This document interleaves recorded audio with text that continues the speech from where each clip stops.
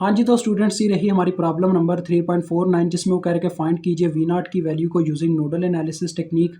तो सबसे पहले हमें नोड आइडेंटिफाई करने होंगे। नोड एक ऐसा पॉइंट होता है जहाँ पे एक से ज़्यादा चीज़ों की वायर अटैच होती है। जहाँ पे दो चीज़ों की वायर अटैच होती है वो कहलाता है बाइनरी नोड, उसको हम कंसिडर नहीं करते, वो हमारा क्वेश्चन लंबा कर देता है।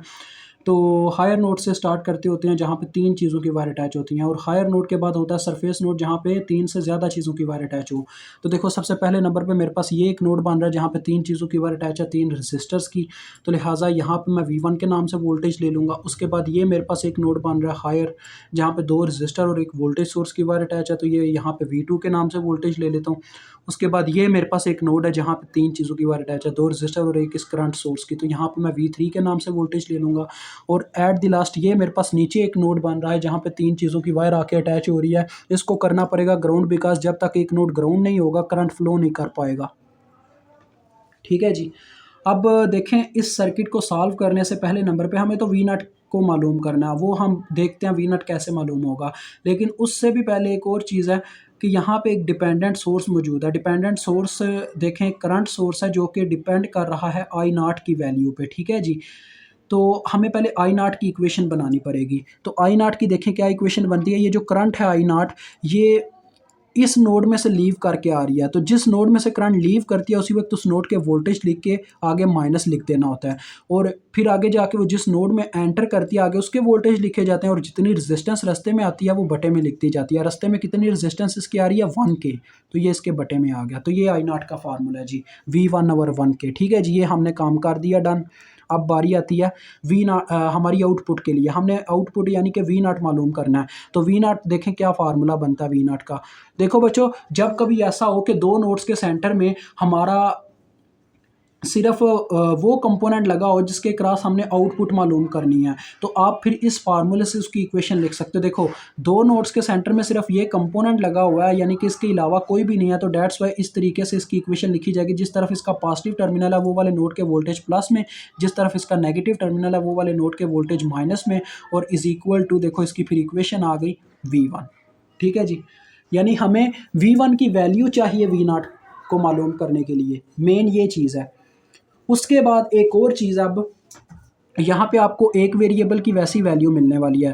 देखो बच्चों, आप जानते हो जब दो नोड्स के सेंटर में एक वोल्टेज सोर्स आ जाता होता है नोडल एनालिसिस में, तो वहाँ पे सुपर नोड की ट्रिक लगती है। लेकिन यहाँ पे क्या है, दो नोड्स के सेंटर में वोल्टेज सोर्स तो आ गया, लेकिन उनमें से हमें एक नोड की वैल्यू पता है, तो डेट्स वाई वहाँ पे सुपर नोड की कंसेप्ट नहीं लगेगा, डायरेक्ट किसी एक नोड की वैल्यू हासिल हो जाएगी। तो जिस तरफ इसका पॉजिटिव टर्मिनल है वो वाले नोड प्लस में, जिस तरफ नेगेटिव टर्मिनल है वो वाले नोड माइनस में, और इज इक्वल टू उसकी अपनी वैल्यू।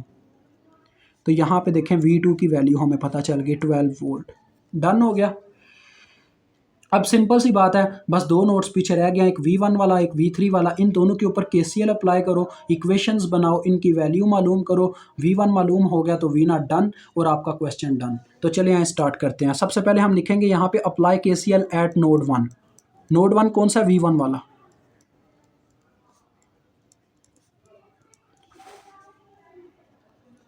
तो बच्चों KCL क्या कहता था, KCL का कहना था the sum of entering current is equal to sum of leaving currents, यानी एक नोड के अंदर जितना करंट एंटर करता है उतना ही लीव करता है। तो हमें ए इज इक्वल टू की एक साइड पे एंटरिंग करंट्स लिखनी होगी, एक साइड पे लिविंग करंट्स। मैं हमेशा लेफ्ट हैंड साइड पे लिविंग करंट्स लिखता हूँ, और राइट हैंड साइड पे एंटरिंग करंट्स। तो ये देखो, ये मेरा नोड 1 है, इसके घेरे में जितनी वायर्स आ रही हैं मुझे हर वायर की करंट लिखनी होगी। जिस वायर की करंट हमें नहीं पता, यानी कोई करंट सोर्स मेंशन नहीं है, तो लिहाजा उस वायर के ऊपर हम leaving current formula with the help of Ohm's law लगा के उसकी करंट लिख लेंगे।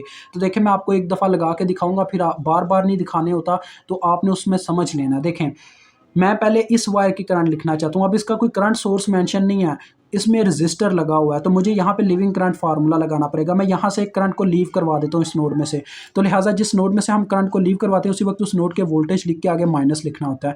तो V1 माइनस आ गया, यहाँ से करंट लीव करती हुई जाके V2 में एंटर हुई, तो ये आ गया V1 माइनस V2, और जितनी रजिस्टेंस रास्ते में वो आगे बटे में। नोड टू नोड बस ने करंट को लीव करना चाहिए। ठीक है जी। तो ये लिविंग करंट फार्मूला बच्चों। अब देखें, यहाँ पे भी इसी तरह से एक करंट लीव करवाऊंगा V1 माइनस, फिर V3 और बटे में 1 के। बस सिंपल सी बात है।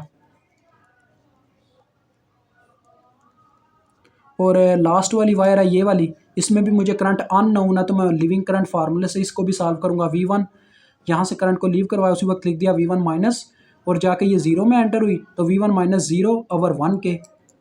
देखिए कितना सिंपल है, इज इक्वल टू 0, क्योंकि इसमें एंटरिंग करंट है ही नहीं थी इस नोड के लिए। तो अब इसको सिंप्लीफाई करने के लिए देखें, इसका जो एलसीएम आ रहा है वो है 1K, तो मैं 1K से पूरी इक्वेशन को मल्टीप्लाई करवा दूंगा। तो जब 1K के साथ पूरी इक्वेशन मल्टीप्लाई होगी तो बटे कैंसिल हो जाएंगे, सिंपल ऊपर वाले नंबर आ जाएंगे, V1 minus V2 plus V1 minus V3 plus V1 is equal to 0। आप ये इकट्ठे कर लें, देखें आपको किसकी वैल्यू पता है, V2 की वैल्यू हमें पता है। तो ये देखें ये बन रहा है 3V1 और माइनस V3। V2 मैंने क्यों नहीं लिखा, क्योंकि यहाँ पे सिंपल एक V2 है ना, माइनस V2 उधर जाके हो जाएगा प्लस V2, और V2 की वैल्यू हम बाद में पुट कर देंगे, तो प्लस V2 यानी कि प्लस 12 आ जाएगा, क्योंकि V2 की वैल्यू 12 है। ये आपके पास इक्वेशन नंबर 1 आ गई। अब आप इक्वेशन नंबर 2 बनाओगे इस नोड 3 के ऊपर KCL लगा के, क्योंकि नोड 2 की आपको ऑलरेडी वैल्यू पता चल चुकी हुई है, तो नोड 3 के ऊपर आप KCL लगेगा। आपने लिख लेना अप्लाई KCL एट नोड 3, क्योंकि ये मैं बार बार नहीं लिख सकता, आप लिख लीजिएगा, ठीक है, क्योंकि आपके लिए ज़रूरी है। तो ये नोड है जी। पहले नंबर पे मैं इस वायर की करंट लिखना चाहता हूँ, तो आपको पता ही है लिविंग करंट फार्मूला ही लगाना पड़ेगा इस वायर के लिए। तो V3 माइनस जाके करंट इसमें एंटर हुई, तो V3 माइनस V2 और जितनी रेजिस्टेंस रास्ते में वो आगे बटे में। उसके बाद ऊपर वाली वायर की बात करूँ तो इसकी भी मुझे करंट का नहीं पता, तो लिविंग करंट फार्मूला यानी इस नोड में से मैं एक करंट को लीव करवाऊंगा, उसी वक्त इस नोड के वोल्टेज लिख के आगे माइनस लिख दूंगा, V3 माइनस, और जाके करंट एंटर करेगी V1 में, और जितनी रेजिस्टेंस रास्ते में वो आ जाएगी बटे में, जो कि है 1K।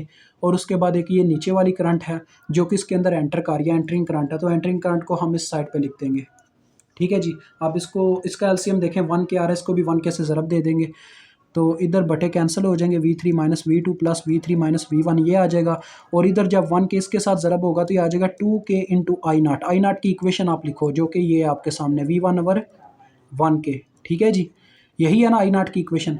तो ये देखें इसके साथ ये कैंसिल हो गया K, तो 2V1 बन रहा है ना, तो 2V1 देखो बच्चों, ये 2V1 है, इधर 2V1 है, इधर आके माइनस 2V1 हो जाएगा, तो हम इस 2V1 को उठा के इधर ले आएंगे, तो माइनस V1 और ये वाला माइनस 2V1 कितना हो गया, माइनस 3V1, ठीक है जी।